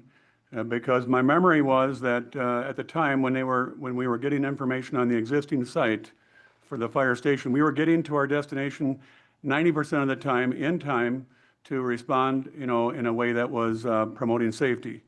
And the new location, they were showing us hypothetically at the time, it was going to be 94% of the time they were going to get at that new location off of Bernard. 94% of the time they would get to their destination for EMS and fire type need. And that was a slight improvement, but it was what it was. We don't know that number yet. My only point is I'm still of the opinion that we may end up having a need for a satellite station or some variation of a satellite to make sure we get to where we got to go in a timely fashion consistently. And until that's known, I don't want to make structural major changes to that framework or that fire station area.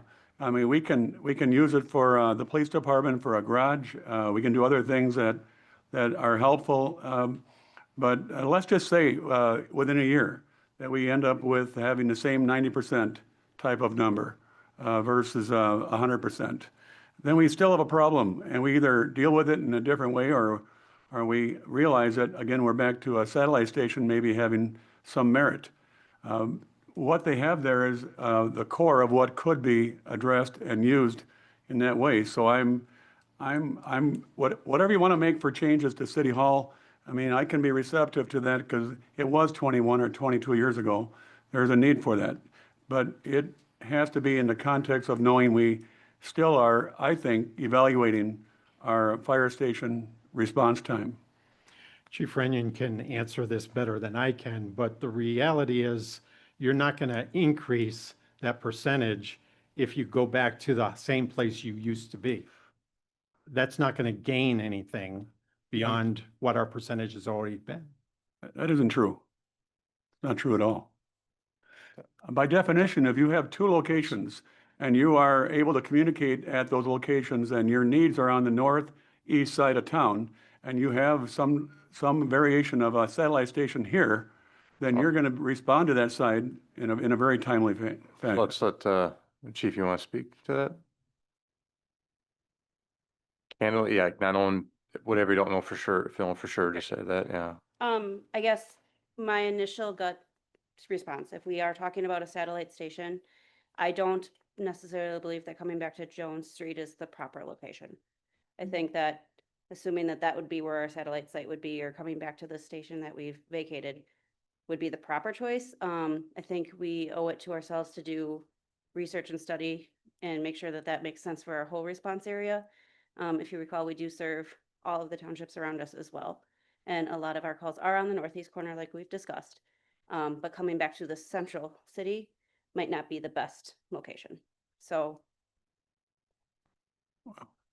I think it's an unknown question that as far as being answered, you've got an opinion on it, but I think it's a topic we're not going to have a real good opinion for 6 months. I think, Mr. Berg, what your thoughts are for that, if we go forward to potentially making some moves for that, to renovate City Hall, that's not gonna happen for quite a while. If you're looking for numbers after 6 months, nothing's gonna happen for 6 months, so you're gonna get those numbers.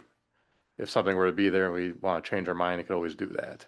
Yeah, but Mr. Mayor, we just heard that some of the ideas for reusing and allocating space within that fire station, they sound like they're moving in a very serious way toward alterations within that space that, I mean, if you spend money on it and you make the effort, we might be 6 months along, we might then have to redirect our thoughts if we're, so You'd be correct, we're gonna know after Yeah. station's been there for a few more months, yes. right.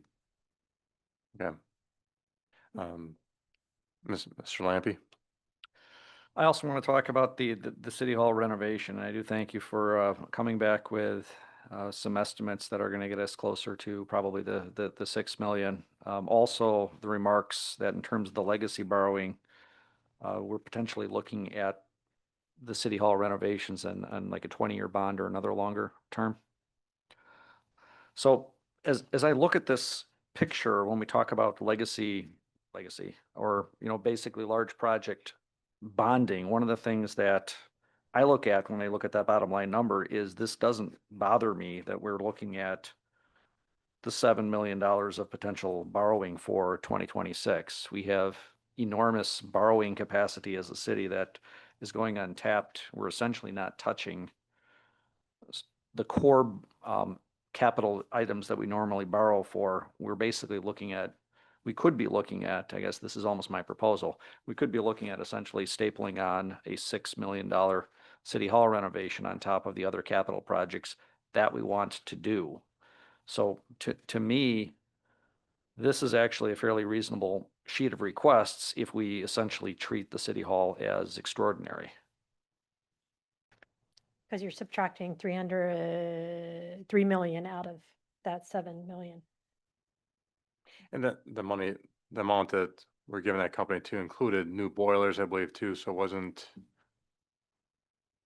It was things that need to be done that's been postponed to see what we do with the building. Some that's not renovations, and those boilers, I mean, I don't know, hundreds of thousands of dollars, that's gonna be not renovation, just getting the boilers up. Sure, but when we did the library, for example, I mean, we did all sorts of Yeah, upgrades and fixes and other things because we renovated the space as well as, you know, adding to it. And this may or may not require us to blow out the walls, but it's still extensive renovations that feels like we keep using the term legacy. We got to come up with something better. Basically, this is a major capital project. Ms. Davis? When do you anticipate them having some plans together? It's supposed to be within weeks. Okay. Yeah. So that'll give us some helpful guidance too. I would also say buildings that are left empty and vacant, they don't, they need maintenance or they don't last. So I do think there is a time frame here where something needs to happen. Yeah, I've gone around the police station many times, so things like the evidence room and dispatch are just things that need to change too. There's plumbing above. Yeah. Things to be changed, the handicap accessibility bathrooms up here and safety concern for the employees, so I think it's a plan for getting the needs rather than, yes, Mr. Berg. In 2003, when we actually did borrow the money, it was 4.3 million. And part of it was to expand the police department to give them the needs they had that the referendum allowed them for. And the rest was to modernize, update, and improve the existing city hall that needed attention. So I have no problem with doing the same thing again. It's 20 years later. Borrowing over a 20-year period, amortization is the right thing to do. But I'm just trying to make the point that there's an unknown, and I'm interested in seeing how that plays out in 6 months. Okay. Mr. Lampy. I guess if we're past the municipal building there, I do have some questions further down on the sheets on some of the details, if you want to help me out on some of these things. So I'll go sequentially. Lines 35, 36 on the first page where we're talking about the fiber expansions that didn't happen. Are we essentially just looking at scooting those ahead to 2026 if they're not done this year? Or does that indicate something else? No, it just indicates that it was not requested in the 26 budget at this point. The source of most of that fiber expansion is the fiber fund. And I'm looking at it being out of money. Okay, so if we wanted to continue this expansion, we should probably make an allocation for it in 2026. And or into the future, yeah. Okay. I guess I want to keep going on the next page, line 43, where we're talking about the squad radios. Also another allocation that wasn't funded. That was pleasantly funded within this year Yeah. because of the better pricing on that portable radios right above it. So we were able to get both the portable and squad radios. It's in process right now. Okay, so how do we account for that in the overall spreadsheet of things? Well, it doesn't need to be into the future. Right, right, but some of these, the difficulty I'm having right now is, for example, like 35, 36, we have unfunded but still needed. Whereas 43, we've got not funded, but we also fulfilled it. So how do we distinguish those as finance members?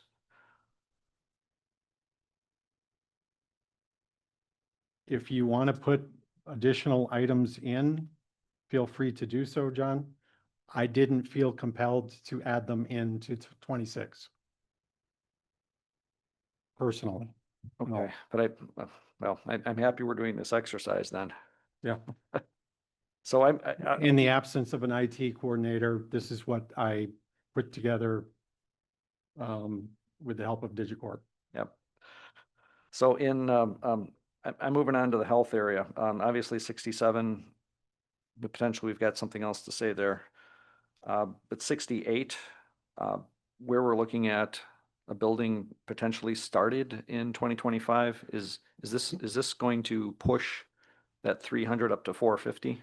Let me highlight that when you see numbers on the left side of the column, they're not included in your totals. And the reasoning behind that is because of other sources of funds, which are noted in the final column.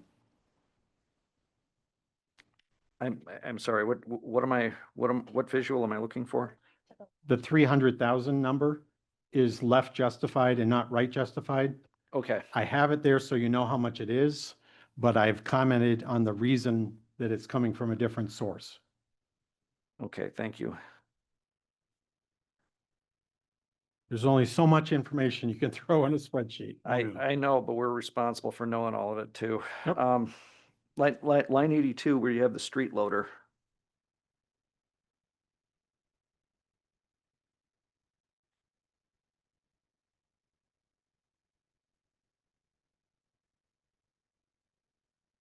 Was that purchased, not purchased?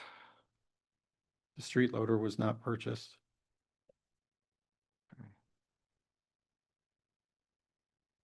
And we had the street maintenance shop. I remember actually deferring this one. That was not done, right? Correct.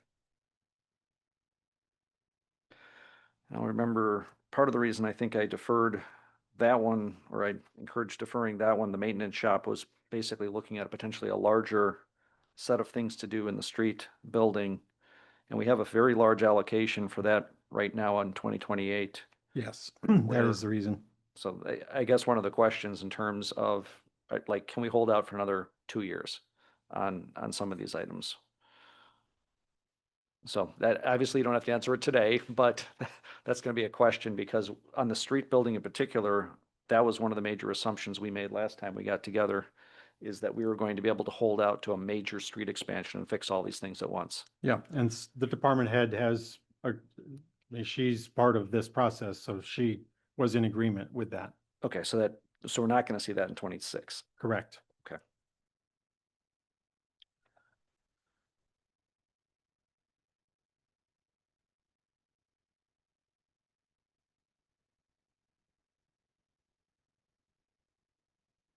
The next set of questions, I guess, are is this the salmon color on 199? Where we have 26, 27. These are the ones for Rock River Ridge. Are these numbers still fixed for 26, 27, and then 29? Yes, this was all part of the developer agreement with Foundation. Okay. Last one is going to be all the way up on 253, where we have like 45 not funded. The 905 South Second Street.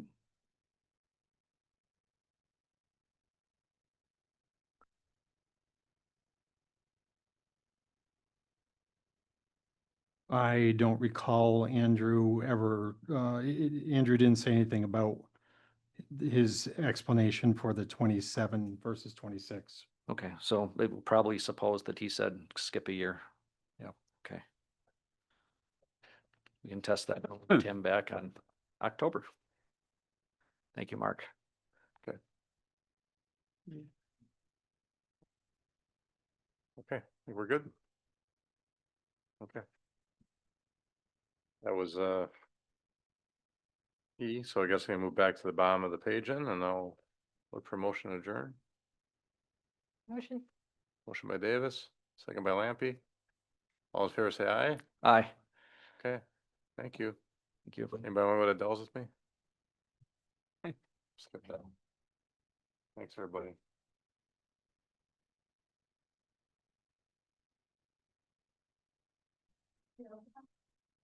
Oh, he's got multiple stories. He's super now.